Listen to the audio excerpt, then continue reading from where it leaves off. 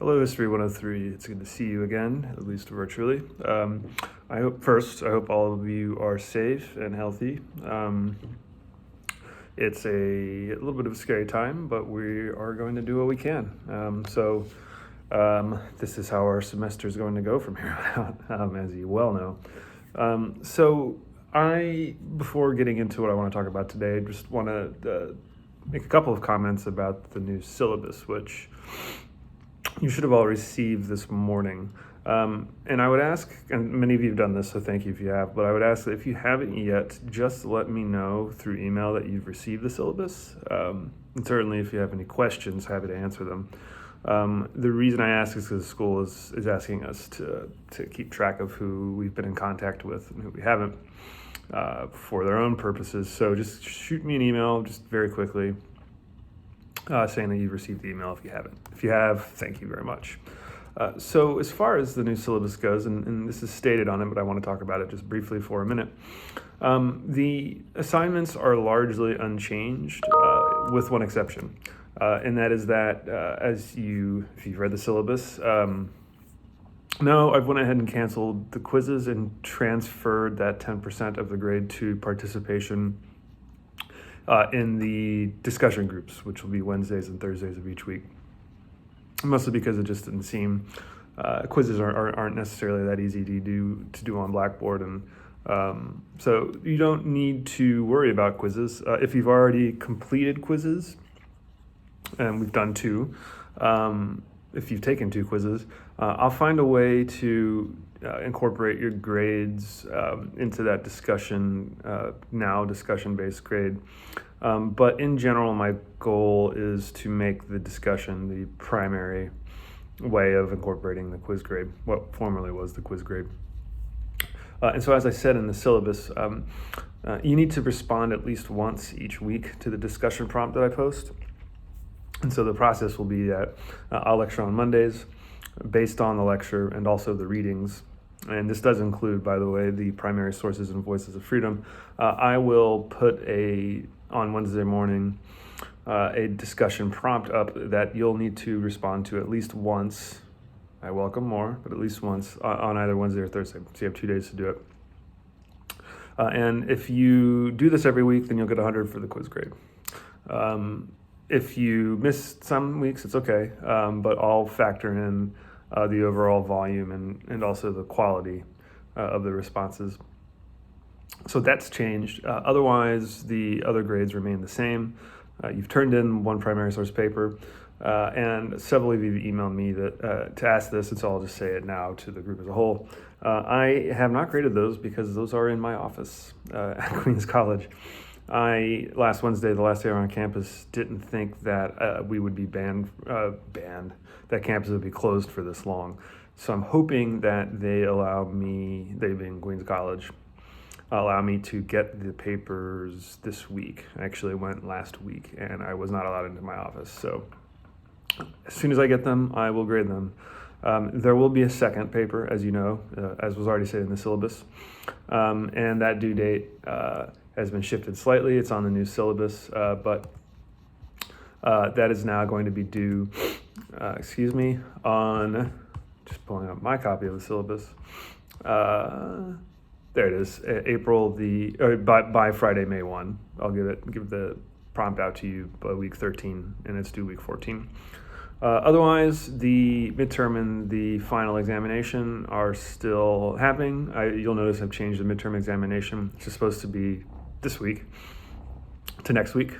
And in the updated course calendar, you can see that I will talk a little bit about the midterm in this video next week. In addition to the Constitution, I'll put it on Blackboard by Wednesday the 1st, and you'll have to complete it by Monday the 6th, so you have 5 days to do it. And that'll be a couple of short answers and maybe a short essay. I need to rethink about how I want to do the midterm. And then the final is going to be due on May the 20th.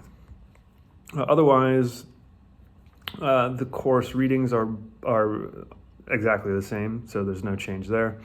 I just want to say again that by the end of the semester, we are going to be you're going to read, and then we will discuss on the discussion boards James Oakes, The Radical and the Republican. So if you haven't gotten that, go ahead and do that. If you can still order on Amazon. If you're having problems with getting that book, though, let me know, and we'll find a way to get you a copy of it. Okay, so I think that's all I have to say in terms of the new course structure. Again, you'll see me here every Monday, and I'll see you virtually on the message board every Wednesday.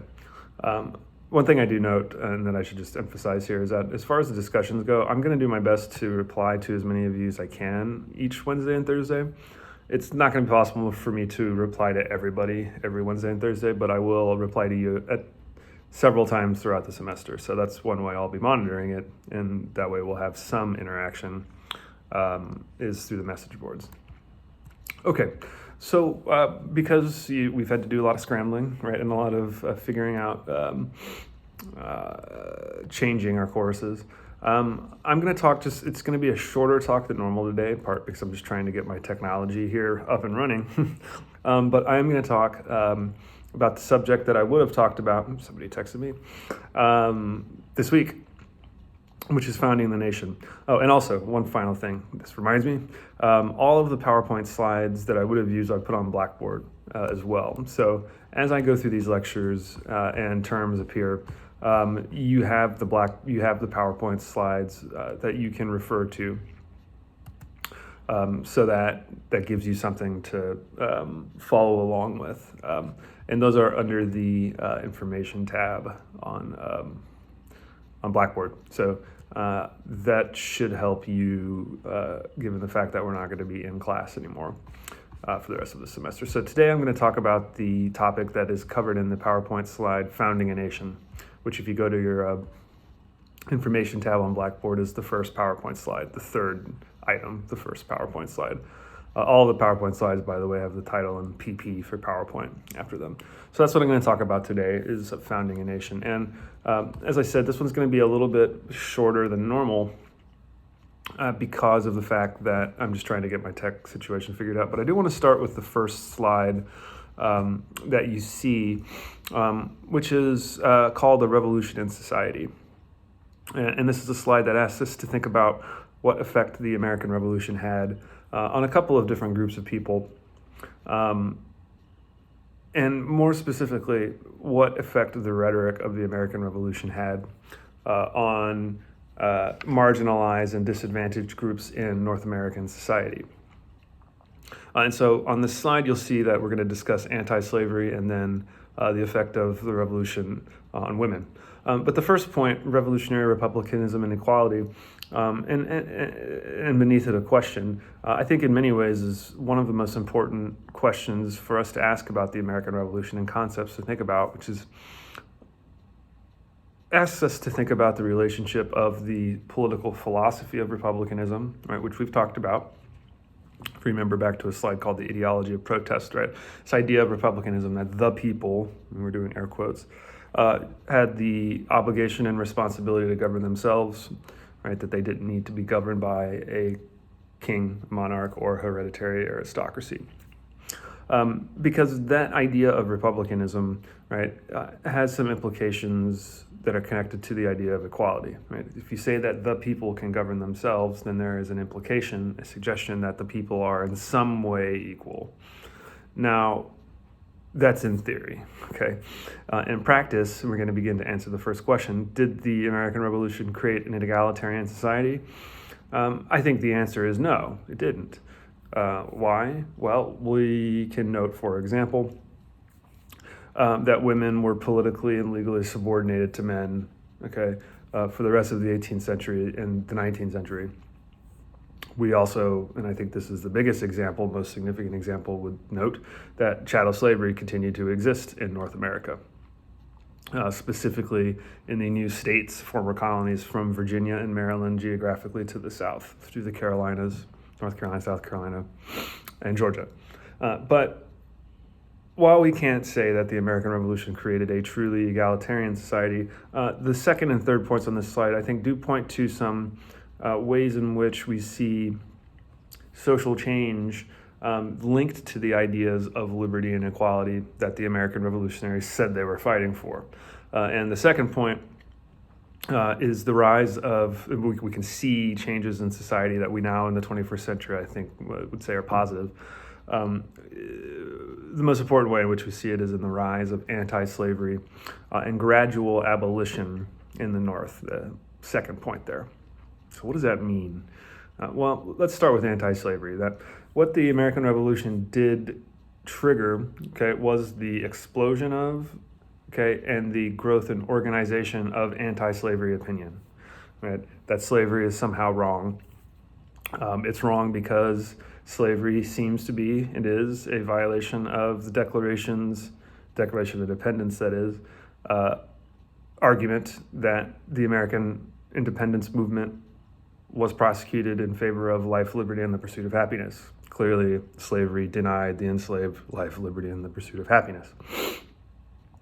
So this rise of the anti-slavery movement began slightly before, during, and especially grew after the War for Independence itself. And this led to something called the gradual abolition movement. Another term for it that you see there is Northern emancipation.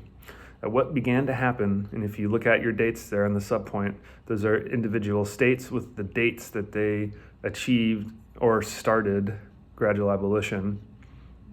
We note that beginning with Vermont, VT, in 1777, PA, Pennsylvania in 1780, MA, Massachusetts in 1783, Connecticut, 1784, Rhode Island, 1784. These individual states, on a state-by-state basis, not a national government imposing it from above, but these individual states on their own initiated the gradual abolition of slavery. What does that mean? Well, it means that these states, and I'll take the example of Pennsylvania in 1780, the second state listed, did not immediately declare all their slaves free. The Pennsylvania Assembly, that is, didn't immediately declare that all slaves in Pennsylvania are free. What it did was it provided for a gradual program so that slavery could be abolished over the course of, in the case of Pennsylvania, 30 years. So that's what we mean by gradual, phasing out slavery slowly, gradually over time. And so I'll just use again Pennsylvania as the example. In March 1780, its assembly passed a law saying that from this day forward, so beginning with March the 1st, 1780, any child born to an enslaved mother would not be born a chattel slave, owned as the private property of their mother's master, but would be born into a form of long-term servitude, where they would have to serve their mother's master until they were 28 years old, and then they would become free. That's what gradual means, right? So you might be asking yourself, well, what changes that? You still have to serve a master, in the case of Pennsylvania, until they're 28 years old. And it's a good question to ask because it is true that this was a very long process. Certainly it felt long for the people who were enslaved, who were born to enslaved mothers after this act was passed in 1780. And there's no way around that. It's just correct to note. On the other hand, I would say that this is a major turning point in the history of slavery in North America. In fact, I think in the history of slavery in the world in the 18th century, because even though there were some limitations to these laws, like the limitation I just mentioned to you in Pennsylvania, not freeing children born to enslaved mothers until they turned 28, even while we note those, I would also note as well that these are the first moments, these moments in the North, in New England, Vermont, Massachusetts, Connecticut, Rhode Island, and Pennsylvania, the first time ever that governments had abolished slavery, even on a gradual basis, long-term basis. And I mean that literally the first time a government ever took action to abolish slavery ever in human history. It happens here, and it happens in the North. By which I mean, again, New England and the mid-Atlantic, Pennsylvania. You might be wondering, where's New York State? Well, New York State actually did pass a similar law, but not until 1799. Okay, so there was a delay in New York State. Same is true of New Jersey, not until 1804. But if we take a long view, a step back, again, I think this is a significant change. Now, this did not, I want to be very clear about this, did not occur in the so-called southern states, meaning Virginia and Maryland, and then the states to the south. The states which had the largest slave populations did not abolish slavery. What it did do, however, is it set in motion a trajectory that we'll trace throughout the rest of the semester, all the way until the American Civil War. One half of the nation becoming free, meaning that slavery over time was being made illegal, the North, versus the South, okay?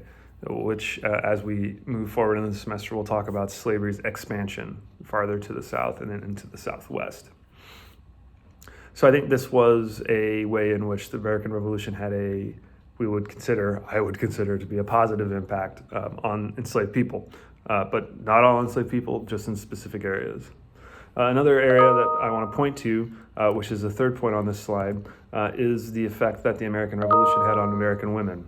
And it's an important question to think about because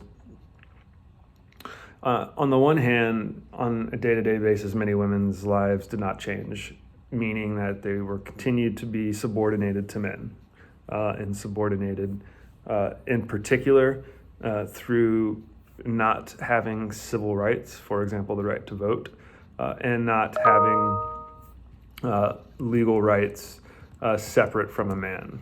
Okay, if you remember, is a term that we saw when we talked about early Massachusetts way back, called coverture. This would have been in early February. That continued to exist. What did happen, though, is that we see some improvements in some women's lives. And this is encapsulated in the term that you see, the third point, Republican motherhood. This is a phrase created by a 20th century historian to describe the way in which women's lives, well, not all, but some women's lives were changed as a result of this idea of this political philosophy, I should say, of republicanism. And let's just pull that apart a little bit. What does that mean? Well, this philosophy of republicanism, which, as I previously said and also mentioned here earlier, was premised on the idea that the people should govern themselves. Well, people in the 18th century, during and after the American Revolution, believed that for a republic to work, I should say, if the people could govern themselves through representative elections, then the people had to be, the term they used was virtuous. Now, what they meant by virtuous, and this is raising a virtuous citizenry, is unselfishness, public spiritedness, right? That if a republic were to work, but especially a republic on a large geographical scale like the early United States, if it was going to work, if it was going to be a durable political system, the people would need to think with the public good at the forefront of their minds all the time, not think about their own selfish private concerns. For this reason, women during and after the American Revolution were seen as vital because women raising children would be responsible for raising a virtuous citizenry. The practical effect of this idea was that women's education became promoted much more broadly than it had before. And I'm not going to pull out my copy of Voices of Freedom. I'll wait for next week to do that. Could ease us back in. But if I were to, and you could write about this for your second paper if this is of interest to you, we could discuss or just briefly bring up Dr. Benjamin Rush's thoughts on female education, right? In which Benjamin Rush, a prominent physician, prominent revolutionary figure, lists all of the different ways and subjects in which women should be educated so that they could raise a virtuous citizenry. And actually, I find this a really, really interesting phrase. Elsewhere, in a different writing, Benjamin Rush called this women creating Republican machines. That was his term for creating American citizens, Republican machines. It's very interesting. So this leads to the spread, okay, of formal women's education. It didn't mean that every woman had access to education, but this was largely confined to middle and upper class women, but yet I think still a positive outcome. So now if I were in class, I'd be flipping slides, but The images on the second slide, I think, are they're really interesting. They're images connected to the anti-slavery movement, this gradual abolition movement, which we've talked about. So on the top left, the image that says "work and be happy." It's an interesting one. It's a woodcut, meaning it was carved into a piece of wood, in which, if you look in the center of the image, there's a white, and this is from Pennsylvania man helping an enslaved person of African descent out of their chains, which you can see at the bottom of the image. The enslaved man stepping out of the shackles. And this is an interesting image. It sort of shows the way that white anti-slavery activists sort of viewed the process of abolition. And it's a little paternalistic, right? It's a white person helping, right, a person of African descent out of slavery. But I think it's still revealing. On the right, you have an image with the caption, "Am I not a man and a brother?" That is probably the most well-known and, at the time, widely distributed image to express the anti-slavery sentiment of the late 18th century, with the obvious implication of equality. I'm a man and a brother, just like white men are men. And I should also note that there's similar coins were made for women. It says, "Am I not a woman and a sister?" So interesting sort of, again, invocation of anti-slavery. Bottom left is interesting. It's from New York. So if you read the text at the top, it says New York African Free School. One of the things that began to happen in places like New England, Pennsylvania, and New York is that anti-slavery societies were formed, and their goals were ultimately to push for the abolition of slavery. In New York, and this is where this image comes from, obviously, it's an interesting activity that the New York society called the New York Manumission. Manumission means voluntarily freeing your slaves. Manumission Society operated. They believed that education was important for freed slaves and potentially freed slaves, so they actually operated this free school, meaning school free of charge for children, African-American New Yorkers, which I think is interesting. So again, just to wrap up this discussion and move forward, did the American Revolution create an egalitarian society for all? No. Did it lead to some positive social change? Yes, it did. Here's where I would ask if you have any questions, but since you're not here with me, I'll move forward and get into the second slide of text. So this new nation had a government that is very different from the Constitution, which we're going to talk about, or I'll talk about a little bit at the beginning of next week's video. The first government for the United States was created under a document called the Articles of Confederation. This was created in 1777, as you have on your slide, not actually put into place until 1781, until the War for Independence ended. And this is a government that only makes sense, a governmental structure, I should say, that only makes sense if we remember the context of why the American Revolution happened to begin with. Because many North American colonists, as we discussed at length, feared a powerful, centralized British imperial government would act as a tyrant against their liberty and natural rights, themes that we talked about at some length. And so this Articles of Confederation government was meant to prevent that from ever happening in the United States. How did it do that? Well, it emphasized, the second point here, individual state power, meaning 13 state governments held more power than a very limited national government as was created under the Articles of Confederation. So the national government existed, but it was very limited in its powers. Why? The desire to avoid creating something similar to the British Empire. How are the ways in which this government was limited? The third point is one way. It had a one-house legislature, unlike today, where there is a Senate, House of Representatives, just one house. Each state would be given somewhere between 2 and 7 legislators. The states could choose. You could choose 2, you could choose 3, 4, 5, 6, 7. But no matter how many individual legislators each state decided to send to this national government, the state itself only received 1 vote.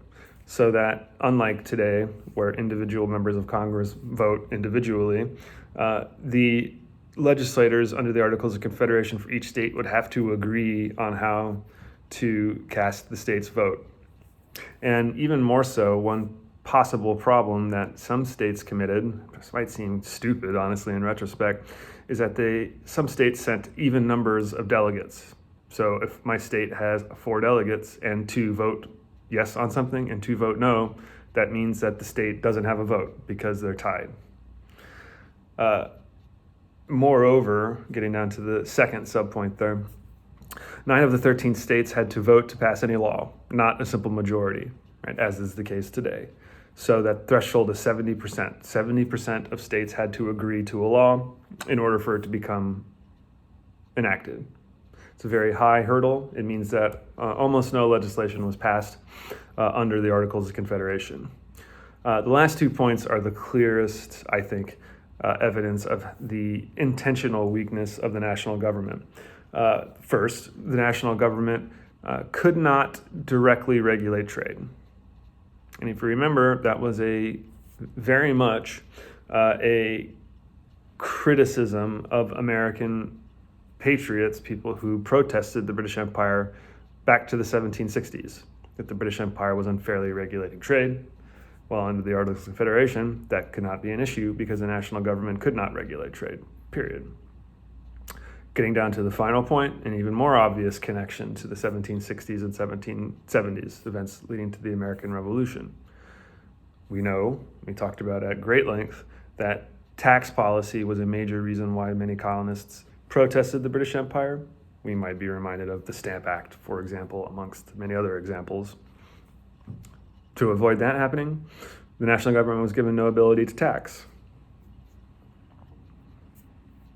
What did this lead to? A national government that was weak and powerless, and one ultimately that would only exist for 6 years. When a government can't tax, it can't raise revenue. If the government can't raise revenue, then it can't pay for anything.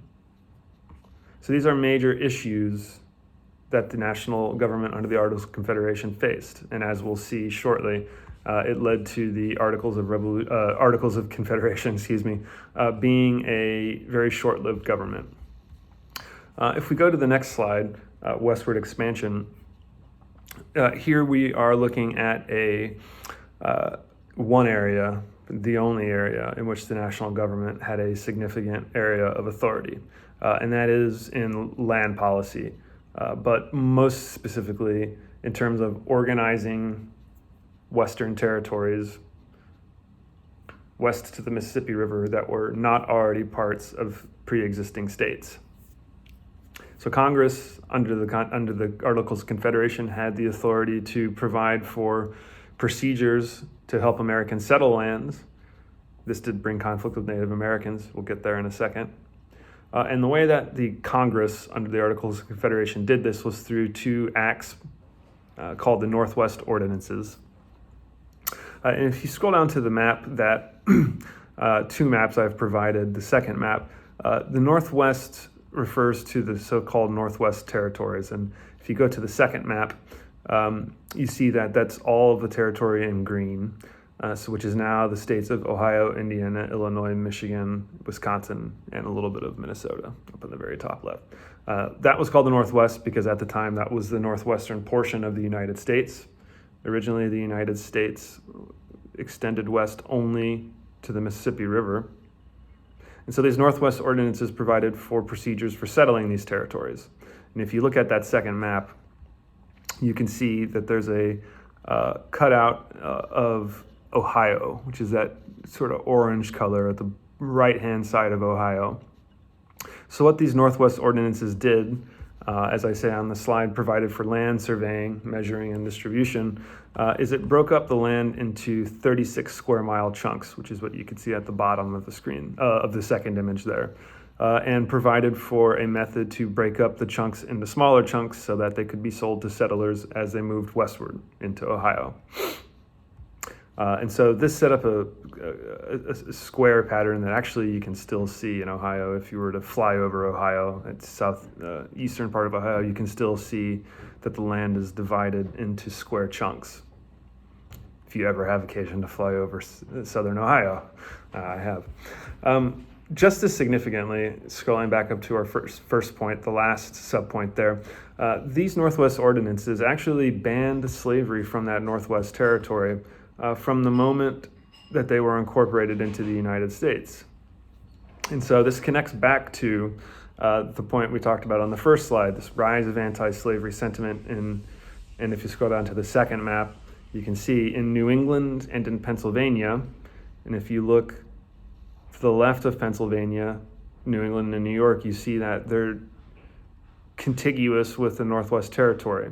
Slavery is banned in that area so that settlers who over time would move from New England, New York, Pennsylvania into the Northwest Territories could move into territories where slavery did not exist. So this expands territory free of the institution of chattel slavery. Get back to my slide, there we go. So I think this is very important, and it's connected again to this rise in anti-slavery sentiment that we discussed on the first slide. However, and this is a very big however, Native Americans primarily inhabited those territories, the so-called Northwest Territory, in the 1780s. And so what this did is, as Congress attempted to organize Western Territory to promote American citizens expanding into that territory, it brought them into conflict with Native Americans who, understandably, did not want to be dispossessed of their land. So this, as we have in the first subpoint, conflict peaking in the 1780s and 90s. This led to just one example, a series of treaties that would ultimately lead to the dispossession of Native American lands. And the example I give you is from 1795. The Treaty of Greenville ended a war that today historians call the Northwest Indian War, war between Native Americans and citizens in Ohio, leading Native Americans to cede, which is another way of saying to give away the first chunk of territory in Ohio officially to the United States.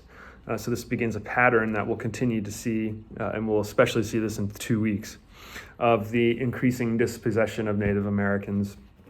And this begins in this time period. So that's a story that we'll also continue to trace, as I said, especially when we discuss the presidency, the rise of Andrew Jackson.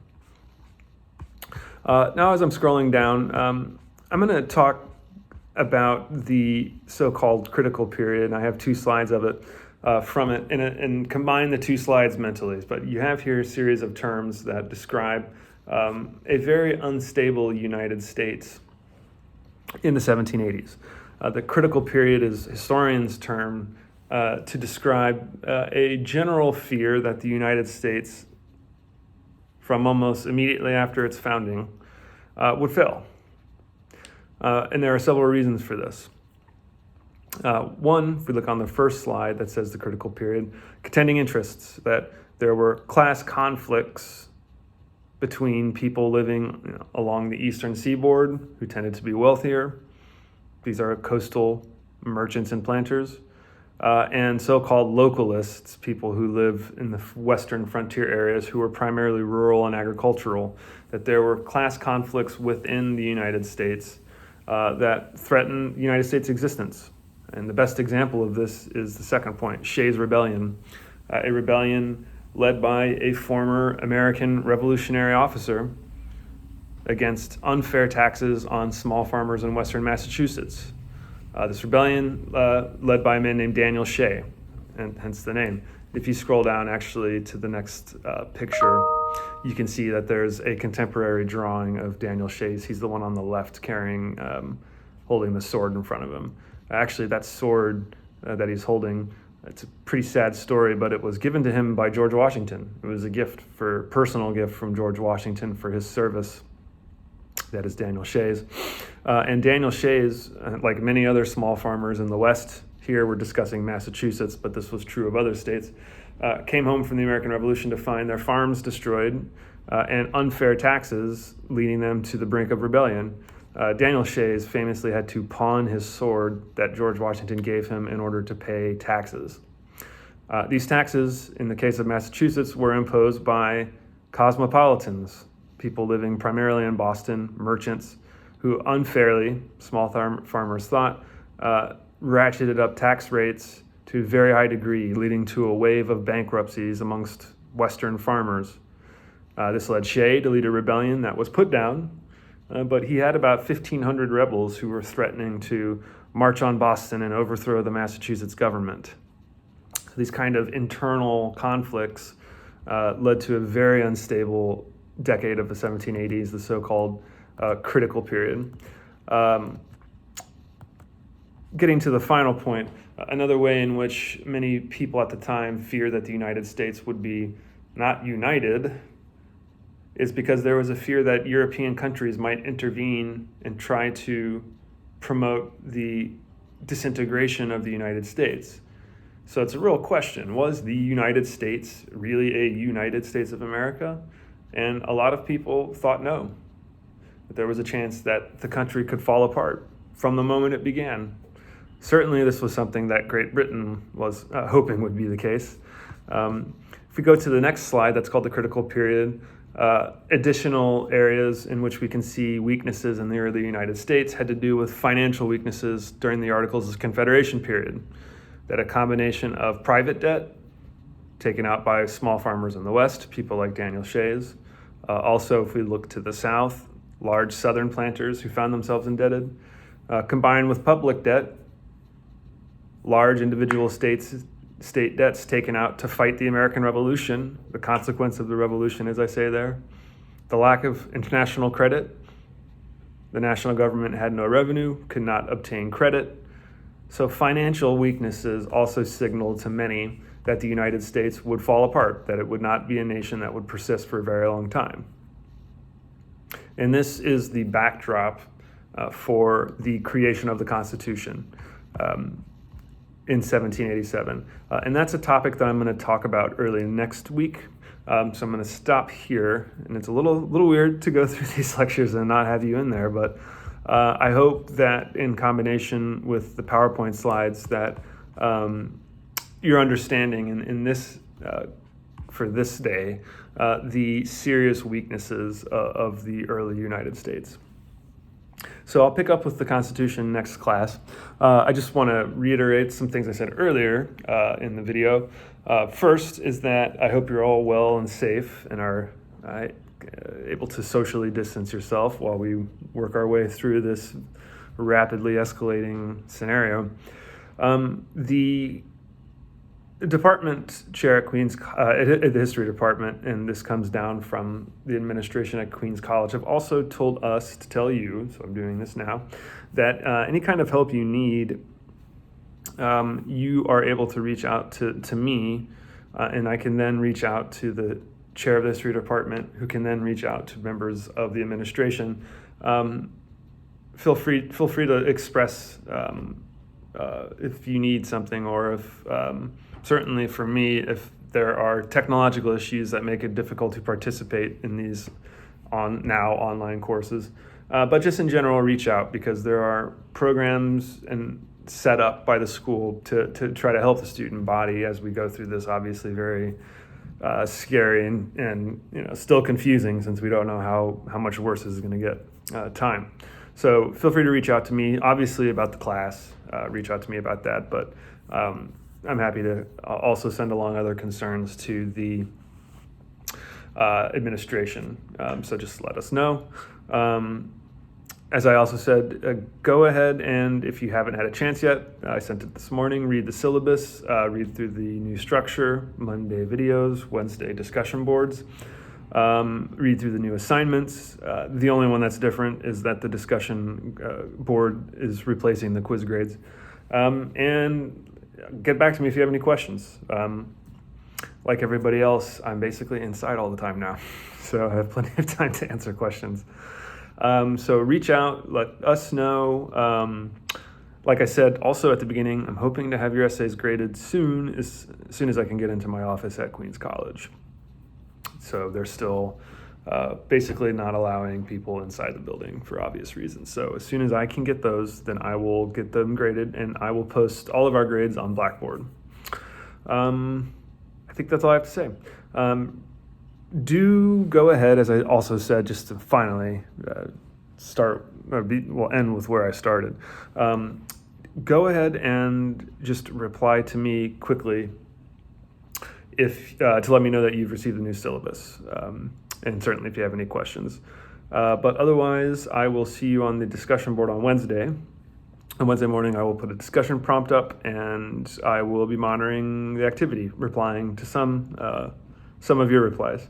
So have a good day, and I will virtually see you in our discussion board on Wednesday in 2 days. Okay, bye.